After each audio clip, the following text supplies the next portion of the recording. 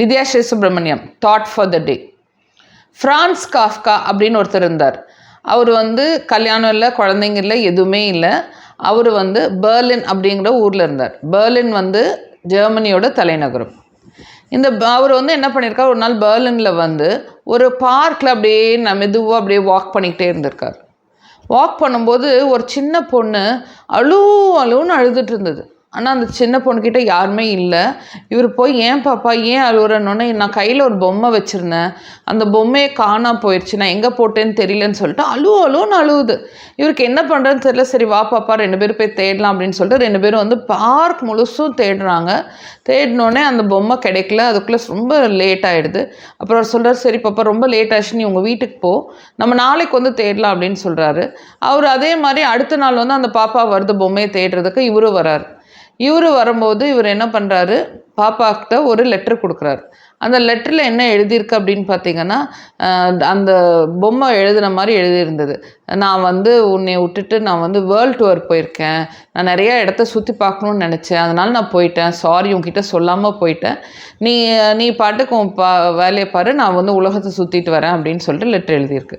அப்புறம் இவங்க இந்த பொண்ணு ஓகே தான் பொம்மை நிஜமாகவே வேர்ல்டு டூர் போயிருக்குன்னு சொல்லிட்டு சந்தோஷத்தில் அந்த பொண்ணு வீட்டுக்கு திரும்பி போயிடுது. அப்புறம் திருப்பி அடிக்கடி அவங்க மீட் பண்ண ஆரம்பிக்கிறாங்க. இவர் மீட் பண்ண அவர் என்ன பண்ணுறாரு, அந்த பாப்பாவுக்கு ஒரு லெட்டர் கொடுத்துக்கிட்டே இருக்காரு. அந்த பொம்மை தான் எழுதுகிற மாதிரி, நான் இந்த ஊருக்கு போனேன், அந்த ஊருக்கு போனேன், நான் இதை பார்த்தேன், அப்படி பார்த்தேன்னு சொல்லிட்டு எவ்ரி டே ஆர் எப்போல்லாம் அவங்க மீட் பண்ணுறாங்களோ அவர் அந்த லெட்டர் அந்த பாப்பா கொடுத்துட்டே இருக்கு. அந்த பாப்பா ஒரே சந்தோஷமாக அந்த லெட்டர் படிக்குது. அப்புறம் கொஞ்ச நாள் ஒரு மாதம் 2 மாதம் கழித்து பார்த்தீங்கன்னா, அவர் என்ன பண்ணுறாரு, ஒரு பொம்மை கொண்டு அவர் கொடுக்குறாரு. பொம்மை கொடுத்துட்டு நீ தேடிட்டு இருந்த பொம்மை ஊர்லேருந்து வந்துருச்சு, இந்தா வச்சுக்கோ அப்படின்னு கொடுத்தோன்னே அந்த பாப்பா அந்த பொம்மையை வாங்கி பார்த்துட்டு, இந்த பொம்மை இல்லை, என்னோடய பொம்மை வேறு மாதிரி இருக்கும் அப்படின்னதுக்கு, இல்லை உள்ள ஒரு லெட்டருக்கு பாரு அப்படின்னதுக்கு அந்த லெட்டரில் எழுதியிருக்கு, நான் நிறைய உலகத்தை சுற்றி பார்த்தேன், நிறைய ஊரை போய் பார்க்கும்போது நான் என்னையவே ஒரு மாற்றம் பண்ணிக்கிட்டேன் அப்படின்னு சொல்லிட்டு அந்த லெட்டர் எழுதிருச்சு. ஓகே, நீ இந்த பொம்மை உலகம் பூரா சுற்றி பார்த்துட்டு தன்னை மாற்றம் பண்ணிக்கிச்சு அப்படின்னு சொல்லிட்டு அந்த பாப்பா இந்த விஷயத்தை ஏற்றுக்கிட்டு ரொம்ப சந்தோஷமாக இருந்திருக்கு.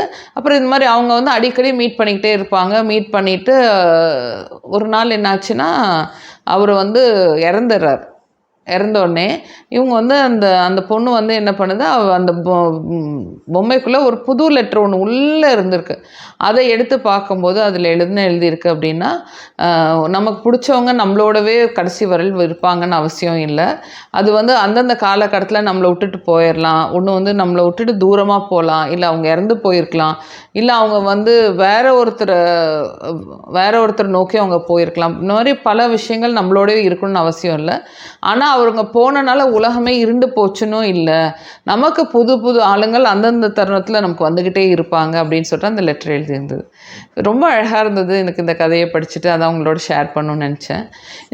இந்த கதையில் எனக்கு என்ன பிடிச்சிது, எனக்கு என்ன புரிஞ்சுது அப்படின்னு பார்த்தீங்கன்னா, ஒருத்தர் ஒரு விஷயத்தை காணோன்னு தேடும்போது அவங்க சில சமயம் இழப்பு ரொம்ப கஷ்டமாக இருக்கும். சிலவங்களால அதுலேருந்து மீண்டு வர முடியாது.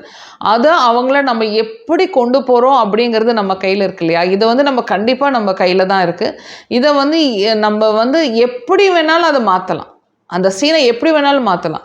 ஐயோ உங்களுக்கு போச்சே, சிலவங்க என்ன பண்ணுவாங்க, ஒரு ஆக்சிடெண்ட் ஆயிடுச்சோ, இல்லை நம்ம காரில் போகும்போதோ ஒரு ஆக்சிடெண்ட் ஆயிடுச்சோ, இல்லை ஒரு கதை வருது அப்படின்னா அதை தொட்டு பேசிக்கிட்டே இருப்பாங்க.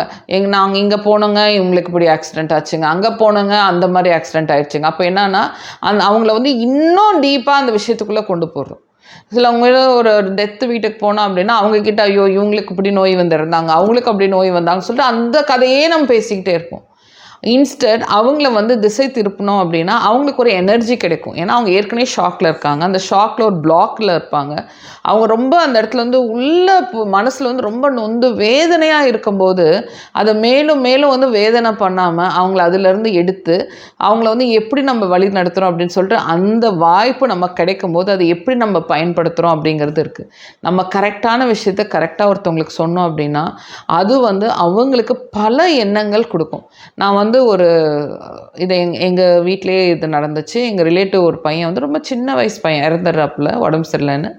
அவங்களுக்கு கல்யாணம் ஆகி கிட்டத்தட்ட ஒரு 6-7 வருஷம்தான் இருக்கும். ஸோ இந்த அம்மா வந்து ரொம்ப அழுகுறாங்க, இப்படி பையனை இழந்துட்டோமே, நான் வந்து எனக்கு தெரிஞ்சிருந்தா என் பையனுக்கு நான் கல்யாணமே பண்ணியிருக்க மாட்டேனே, நான் வந்து இப்போ அவளுக்கும் நான் பொறுப்பாயிட்டேனே, அவங்க குழந்தை இருக்கு, நான் என்ன பண்ணுறது, அலோன்னு அழுகுறாங்க. அப்புறம் நான் வந்து கொஞ்ச நேரம் கழிச்சு அவங்ககிட்ட போய் சொன்னேன், இப்போ பாருங்க இது நடந்தது யாருக்குமே தெரியாது, எதனால் நடந்ததுன்னு நமக்கு தெரியாது, சடனாக தானே இறந்துட்டாப்புல. ஆனால் இறந்தனோன்னா நீங்கள் வந்து அந்த பொண்ணுக்கு நான் துரோகம் பண்ணிட்டேன்னு ஏன் நினைக்கிறீங்க? இது வந்து யாருக்குமே தெரியாது, இப்படி நடக்கும்னு தெரியாது, அந்த பொண்ணுக்கும் தெரியாது, உங்களுக்கும் தெரியாது. ஆனால் நீங்கள் ஃபுல் ரெஸ்பான்சிபிலிட்டி நீங்கள் தான் தப்பு பண்ணீங்கன்னு ஏன் நினைக்கிறீங்க? அப்படி கிடையாது. அந்த பையனுக்கு அந்த டைமில் விதி முடிஞ்சிருச்சு, இறந்துட்டாப்புல. இதை வந்து நம்ம எப்படி ஃபேஸ் பண்ணுவோன்னு சொல்லி தான் நம்ம பார்க்கணும் இல்லையா? நம்ம வந்து எல்லா ரெஸ்பான்சிபிலிட்டி எடுக்க முடியாதுன்னு சொன்னேன். அது சம்ஹவ் சொன்னது வந்து அவங்களுக்கு வந்து ரொம்ப புரிஞ்சிருச்சு. அவங்களுக்கு வந்து அது ரொம்ப மன நிம்மதியை கொடுத்தோன்னே அவங்க அதிலிருந்து வேறு மாதிரி அந்த விஷயத்த பார்க்க ஆரம்பித்தாங்க. அவங்க எல்லா ரெஸ்பான்சிபிலிட்டி என்னால் தான் பேசாமல், ஓகே இப்படி நடந்துருச்சு, இந்த இடத்துல நம்ம என்ன கொண்டு போகலாம், இது அடுத்த லெவலுக்கு எப்படி பார்க்கலாம் அப்படின்னு சொல்லிட்டு அவங்க அதுக்கு தகுந்த மாதிரி டீல் பண்ண ஆரம்பித்தாங்க. உங்களுக்கு கிடைக்கிற ஒவ்வொரு தருணத்தையும் ஒவ்வொருத்தரோட உங்களோட இருக்கும்போது அது எப்படி நீங்கள் பாசிட்டிவாக கொண்டு போகிறீங்க, எப்படி அதை நெகட்டிவாக நீங்கள் வந்து அதை ரொம்ப ஆழமாக காயப்படுத்துறீங்கன்னு சொல்லிட்டு தயவு செய்து கான்ஷியஸாக இருக்கணும். ஓகேயா?